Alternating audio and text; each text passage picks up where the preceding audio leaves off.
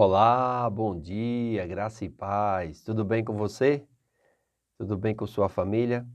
Deus é muito bom, amém? Leis acerca das propriedades.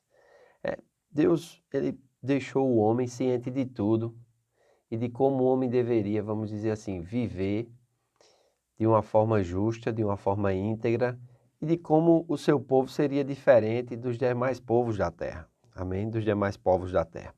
Então, aqui no capítulo 22 de Êxodo, versículo 1, diz assim: Se alguém furtar um boi ou ovelha e o abater ou vender, por um boi pagará 5 bois e 4 ovelhas por uma ovelha.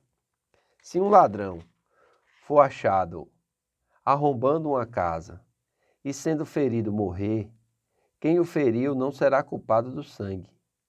Se, porém, já havia sol quando tal se deu, quem o feriu será culpado do sangue. Neste caso, o ladrão fará restituição total. Se não tiver com que pagar, será vendido por seu furto. Se aquilo que roubou for achado vivo em seu poder, seja boi, jumento ou ovelha, pagará o dobro. Se alguém fizer pastar o seu animal num campo ou numa vinha e o largar para comer em campo de outro, pagará com o melhor do seu próprio campo e o melhor de sua própria vinha.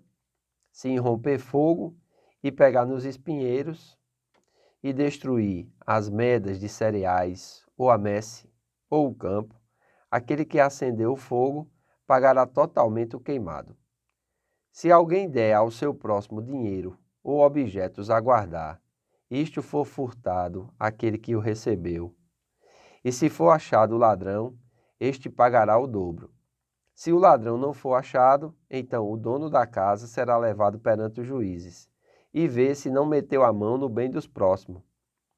Em todo negócio fraudulento, seja a respeito de boi, ou de jumento, ou de ovelhas, ou de roupas, ou de qualquer coisa perdida, de que uma das partes diz, esta é a coisa, a causa de ambas as partes se levará perante os juízes. Aquele a quem os juízes condenarem, pagará o dobro ao seu próximo.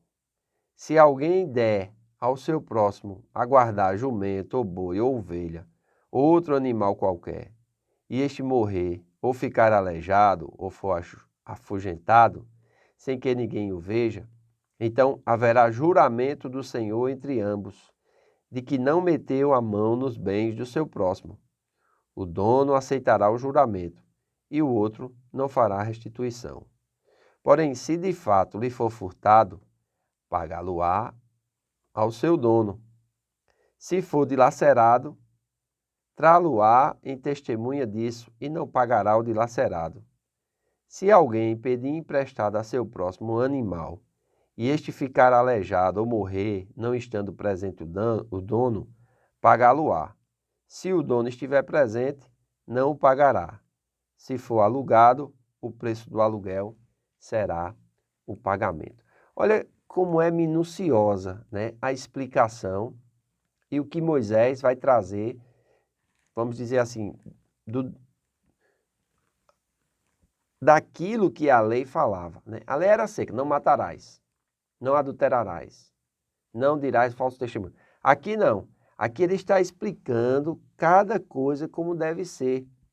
E naquela época nós precisamos entender que eles não tinham limites, né? Eles eram, muitas vezes, alguns deles, reféns dos seus próprios instintos. E isso levava, vamos dizer assim, Satanás a usar muitos, uns contra os outros, a uns defraudar os outros, né? Então, se a pessoa não tivesse, vamos dizer assim, pelo menos um cetro de equidade, de justiça, de honestidade, ele ia se debandar para o lado do mal, né? Ia ser alguém como, vamos dizer assim, uma pessoa muito má, muito ruim.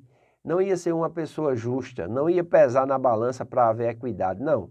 O mais forte iria sempre acabar e dominar com o mais fraco, né? E eles cultuavam a Deus como se isso fosse, vamos dizer assim, a força de Deus nele, mas muitas vezes era Satanás, usando o poder, a ignorância, né?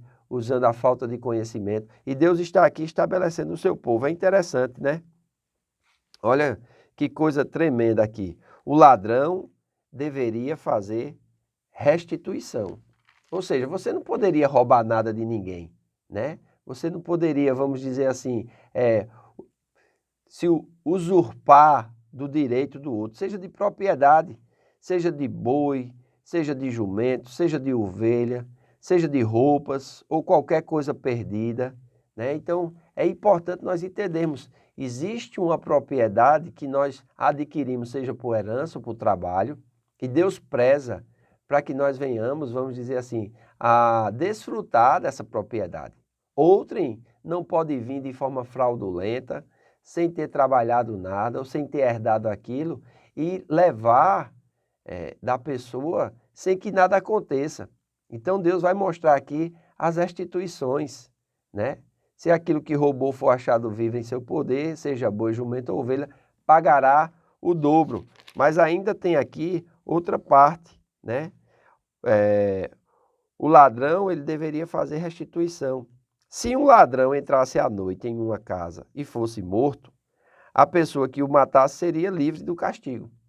Então, um ladrão entrasse na casa à noite e o dono da casa, para proteger sua propriedade, para proteger a sua vida e para proteger a sua família, matasse esse ladrão, ele estava defendendo ali a sua honra, ele estava defendendo ali a sua propriedade, a sua família, a sua própria vida. Então, se esse ladrão viesse e fosse morto, aquele homem estava livre. Olha, porém, se um ladrão entrasse numa casa à luz do dia e fosse morto, aquele que o matasse seria considerado um assassino. Então, aqui nós já vemos essa lógica, né? E a lógica que está por trás é a habilidade da testemunha em identificar o ladrão e levar-o perante os juízes para que pagasse a restituição. Ou seja, se ele pudesse reconhecer o ladrão depois, ele ia levar diante do juiz e ia dizer, olha, fulano de tal, porque eles se conheciam, né? Eles eram, vamos dizer assim, eram comunidades praticamente familiares, tribais. Não era como as cidades hoje, né?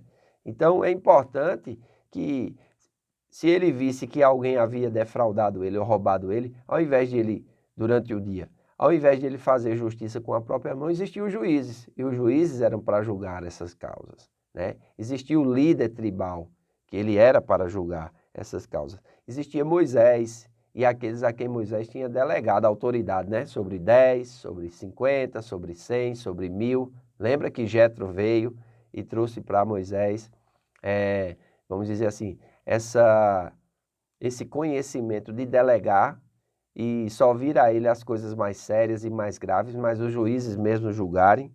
Então, é importante nós observarmos isso, né? Então, eles tinham que ter cuidado com o campo, eles tinham que ter cuidado com os animais, eles tinham que ter cuidado com as vestes. Então, isso tudo era para que houvesse o quê? Uma proteção.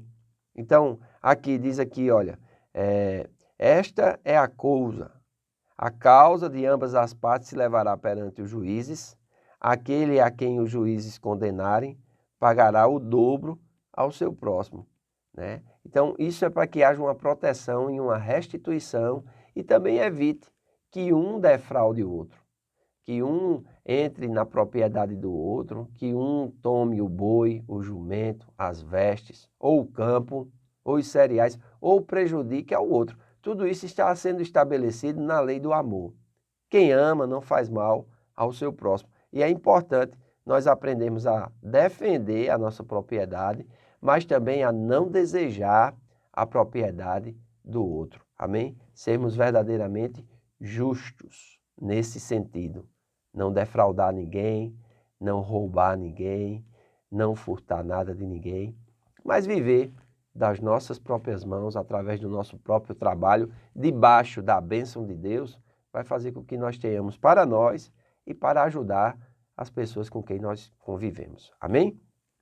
Espero que você tenha entendido, né, essas leis acerca da propriedade e nós vamos continuar comentando e eu creio que será uma grande bênção. Amém? Hoje à noite quero convidar você a estar na Casa do Oleiro, teremos o culto dos jovens Geração Viva, será uma grande bênção.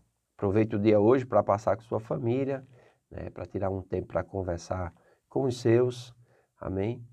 E que Deus te abençoe.